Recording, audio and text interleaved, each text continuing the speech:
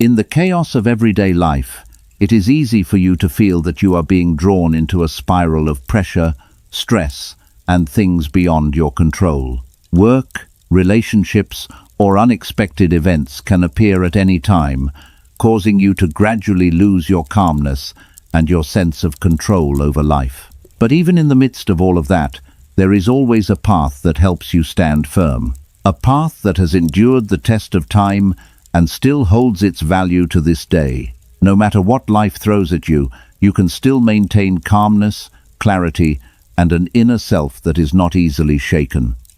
Not by changing circumstances, but by changing the way you think, the way you react, and the way you face every challenge. That is the core spirit of Stoicism. This is not only an ancient philosophy, but also a way of life that helps you master your emotions, train your resilience, and build inner strength so you are no longer controlled by external circumstances. In today's video, we will explore 10 foundational principles of Stoicism. These are not distant theories, but practical lessons you can apply every day to face pressure, overcome adversity, and live more steadily through all the changes of life. From building a strong enough purpose in life to learning how to control your own emotions and reactions, each principle will help you take another step on the journey of mastering yourself and protecting your inner peace. If you accompany us until the end of the video, you will not only understand what Stoicism is, but also know how to turn these principles into your own strength. And if you enjoy content like this, please subscribe to the channel so you do not miss the next lessons. Principle number 1. Having a firm life purpose. Epictetus once said, "Difficulty reveals what a person is made of, and the greater the difficulty, the greater the glory in overcoming it." That is not just an inspirational quote. It is a reminder that life will always place challenges in front of you to test who you truly are. No one can avoid adversity. What makes the difference is not that you face fewer difficulties than others, but that you have enough reason to keep moving forward when difficulties appear. That is why having a clear life purpose is so important. When you know what you are living for, you will not easily give up just because of one failure or a few judgments. The obstacles are still there, but they no longer have enough power to pull you away from the path you have chosen. Purpose does not make life easier. It makes you stronger in the face of what is unavoidable. On the other hand, imagine yourself setting sail without knowing where your destination is. No compass, no direction, just a single shift in the wind or a rising wave, and the boat will immediately drift in any direction. A life without purpose is the same. You become easily controlled by emotions, easily influenced by the opinions of others, and easily lose yourself in the fluctuations of life. A firm life purpose does not appear naturally. It is formed when you take time to reflect on yourself and answer the questions that many people constantly avoid. What truly matters to me? What do I want to live for? What kind of person do I want to become? The answers do not necessarily have to be status, money, or great achievements. It can be integrity, kindness, a sense of responsibility, or any value that you are willing to uphold, even when life becomes difficult. It is these values that create a purpose strong enough to guide you forward. Think of life purpose as a lighthouse in the middle of a dark sea. It cannot stop storms from coming, nor can it make the ocean calmer, but it always helps you know which direction you need to go. And once you know the direction, you will no longer panic every time big waves appear. That is what Epictetus wanted to pass on to us. True strength does not lie in how many difficulties you avoid, but in how firmly you can hold on to your purpose in the face of those difficulties. Therefore, take time to define your life purpose. Write it down. Remind yourself of it often, because once you have a purpose strong enough, you will no longer be easily carried away by any wave of life. That purpose itself will become the anchor that helps you stand firm through all of life's changes. Principle number 2. Overcoming fear and shame. Fear and shame are two of the most powerful emotions that influence human beings.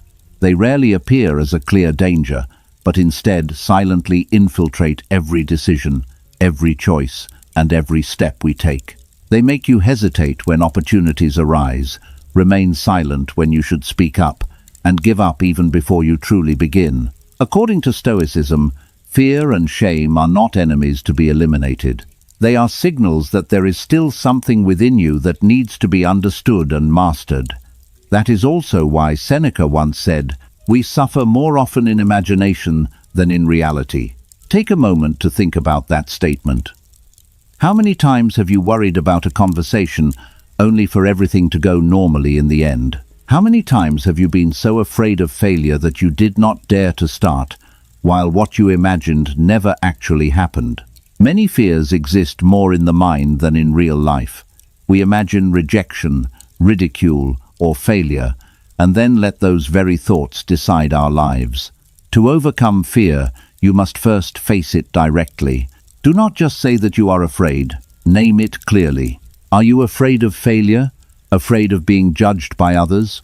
Or afraid of leaving the comfort zone you have clung to for too long? When fear has a clear name, it is no longer a massive shadow covering your mind. It becomes a specific problem that you can confront with reason. Stoics do not run away from fear, they walk toward it, because they understand that every time you avoid it, fear grows a little stronger. But every time you dare to face it, it loses part of its power. Courage does not mean the absence of fear. Courage means doing what is right, even when fear is still present. Shame works in a similar way. Many people spend years punishing themselves for a past mistake.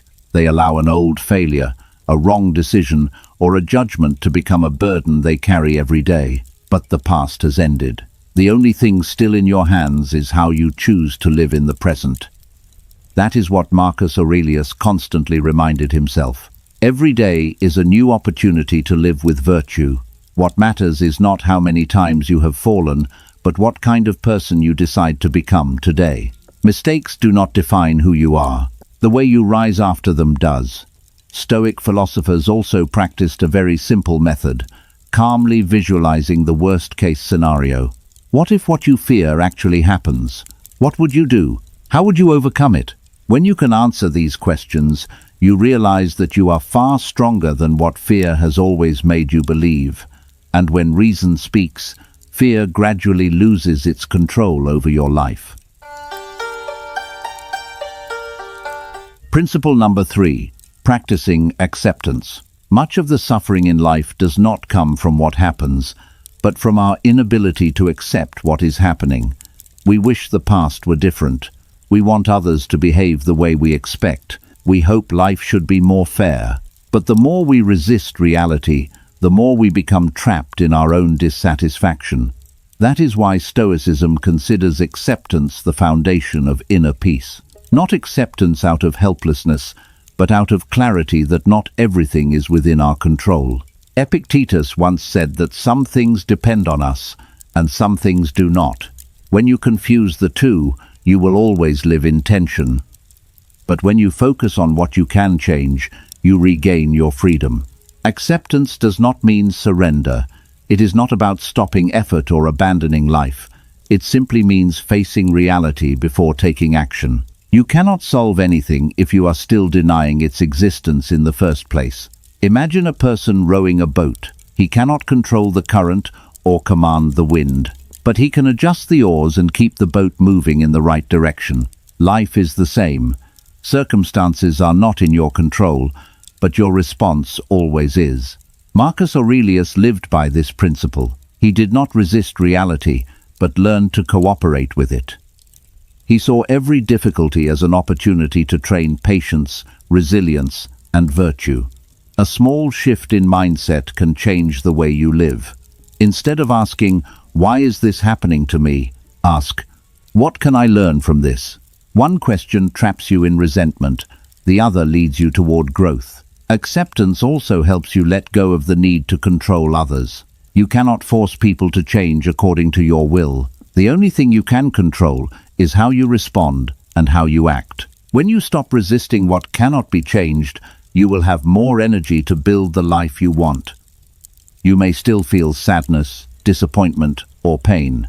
Stoicism does not erase emotions, but it teaches you not to let emotions control you. Acceptance does not make you weaker. It frees you from the useless battle against reality. And when you stop fighting life, you begin to live with it in a more steady way.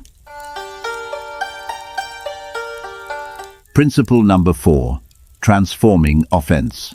Epictetus once taught that what disturbs people is not what happens, but the way they interpret it.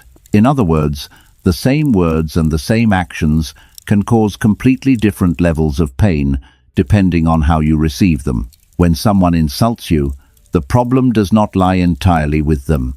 The problem lies in how deeply you have allowed those words to enter your mind. And the very moment you react emotionally instead of rationally, you have handed control over to someone else.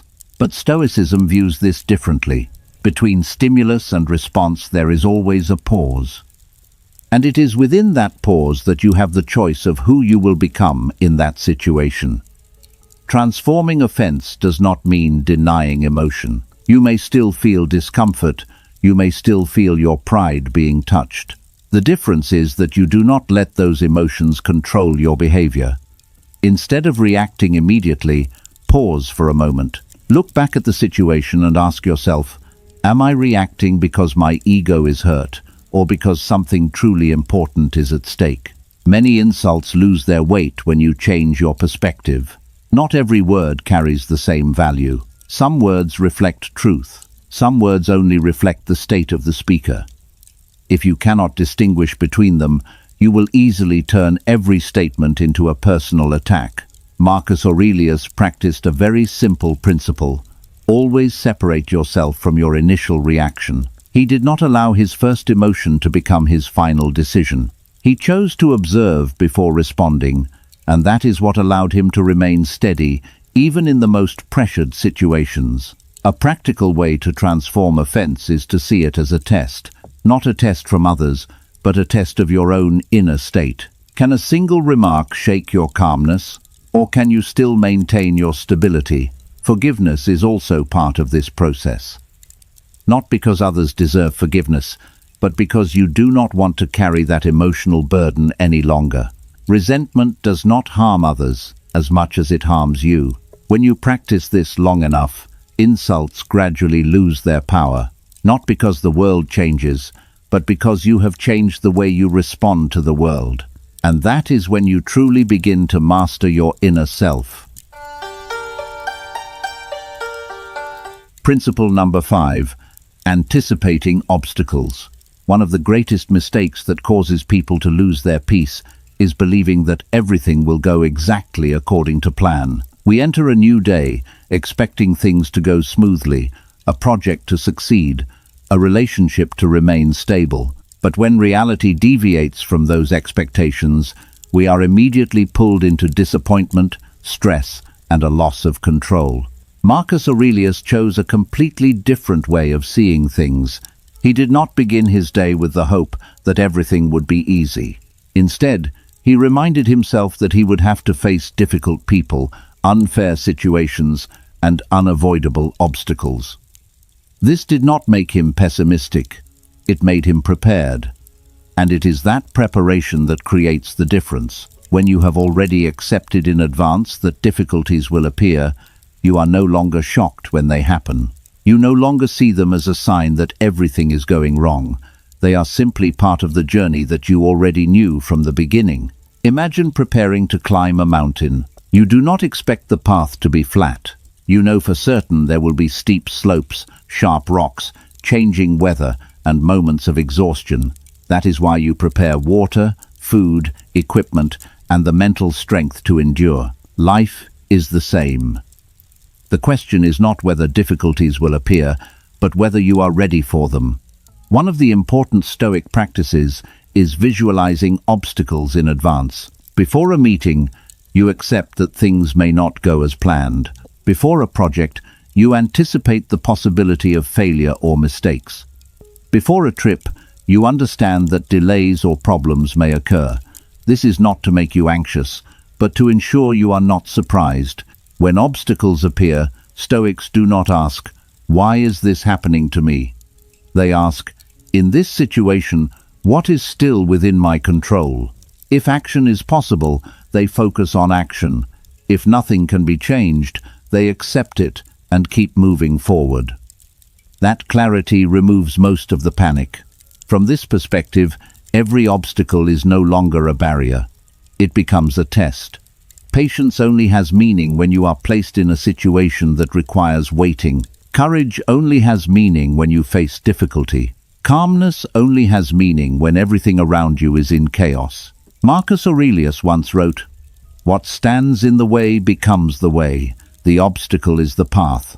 What initially stops you, if seen correctly, is exactly what forces you to grow." And when you practice this mindset long enough, you will realize something important.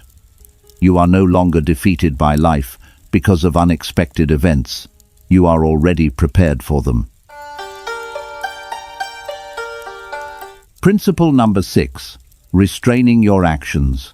One of the most important human skills is not knowing how to react, but knowing how to pause before reacting. Because most mistakes in life do not come from a lack of understanding, but from actions taken too quickly while emotions are in control. We tend to want to respond immediately when insulted, to make decisions immediately when angry, or to act immediately when feeling pressure.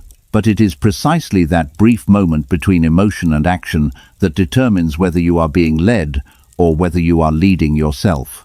Marcus Aurelius understood this very well. He constantly reminded himself not to let momentary emotions become the decision-maker, because a single impulsive action can create consequences that last for a very long time, while even one moment of restraint can prevent many unnecessary losses. Restraint begins with something very simple: stopping. Nothing grand is required. Just pause for a few seconds when emotions arise. Breathe. Observe the reaction in your mind. That small pause creates space for reason to return to its rightful place. In that space, you can ask more important questions. Is this action really necessary? Does it bring me closer to the person I want to become? Or is it only a momentary emotional reaction? Many wrong decisions in life come from never pausing to ask such questions. Try looking at a simple situation. Someone interrupts you or disrespects you in a conversation. The natural reaction is to respond immediately to restore balance. But if you pause long enough, you will realize that not every situation deserves your reaction, not every word requires a response, and not every argument is worth joining. Epictetus emphasized that freedom is not found in doing everything you want, but in the ability to refuse what does not serve a better life. Every time you do not react on impulse, you are reclaiming control over yourself. The same applies to desires and daily habits. People often sacrifice the future for immediate gratification, postponing work, speaking in anger, or acting just to release emotion. But disciplined people understand that true freedom comes from no longer being controlled by short-term urges. Restraint is not only about restraining reactions, but also about restraining speech, because words, once spoken, cannot be taken back. A wrong sentence spoken in a few seconds can destroy a relationship that took years to build. Before speaking, ask yourself, is this true? Is it necessary? And will it bring something better? If not, silence is not weakness, it is control. However, this does not mean becoming slow or indecisive. Stoicism does not teach you to avoid action. It teaches you to act at the right time, for the right reason, and with full clarity. When reason has taken the lead, act decisively. But before that moment arrives, make sure you are not being pulled away by emotion. Principle number 7. Protecting your mind. Most people do not realize that their mind is constantly being influenced by everything around them. Other people's words, social reactions, social media, and even unconscious thoughts that arise every day. But the truth is that you are not a victim of these things. You always have a space between stimulus and response, and in that space, you have the power to choose. When someone insults you, The natural reaction is to feel hurt or to resist. But Epictetus reminds us that emotions do not come from events themselves, but from the way we interpret those events. This means the mind is not determined by the external world, but by how you allow the external world to affect you. And because of that, protecting the mind begins with reclaiming control over your attention. A simple way to start is by building small, intentional habits.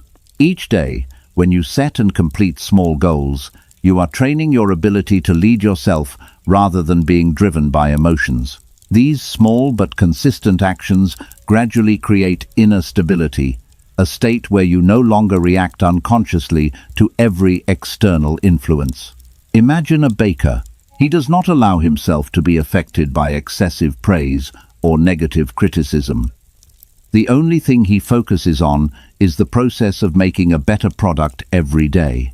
That focus creates a form of freedom that no one can take away, freedom from external judgment. Protecting the mind also means setting clear boundaries with what you allow yourself to consume. You do not put anything toxic into your body, so why allow toxic thoughts, negative environments, or unhealthy information to constantly enter your mind? What you are exposed to every day will gradually shape the way you think, feel, and act. Marcus Aurelius lived by a very clear principle: keep the mind focused on what is within control and eliminate anything that disturbs inner stability.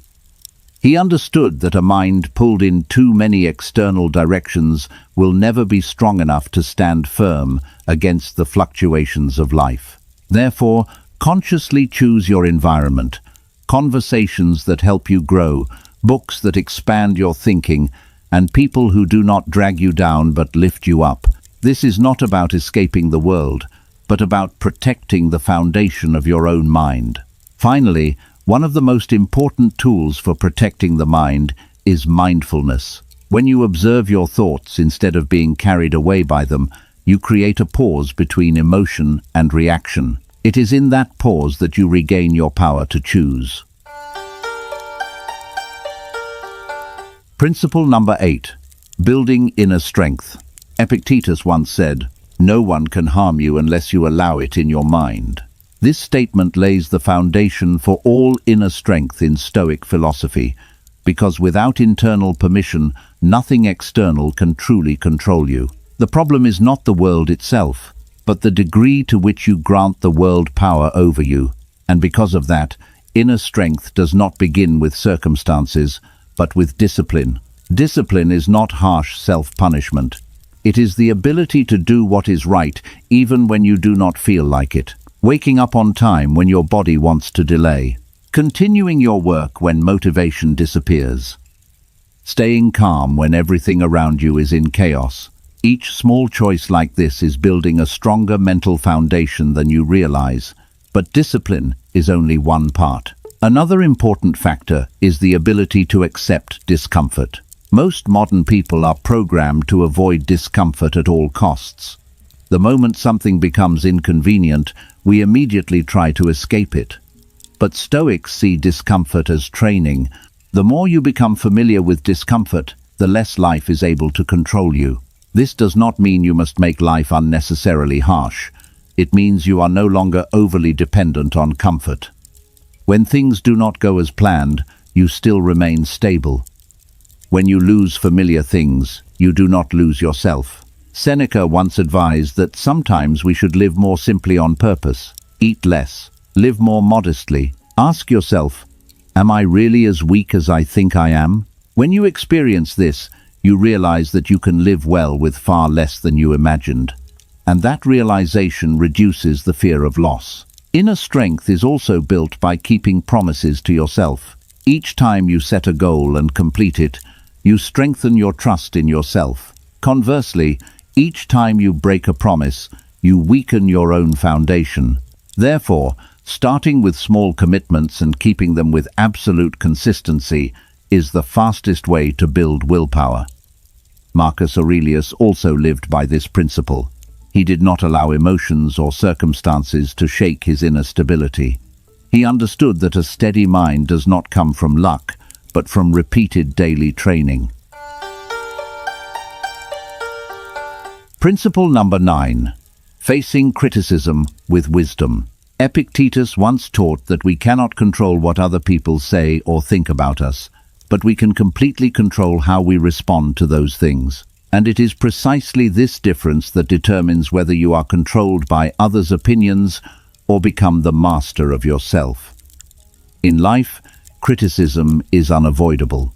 Everyone sees the world through a different system of values, and this means there will always be opposing opinions, even harsh ones. But the issue is not the existence of criticism, but how deeply you allow it to enter your mind.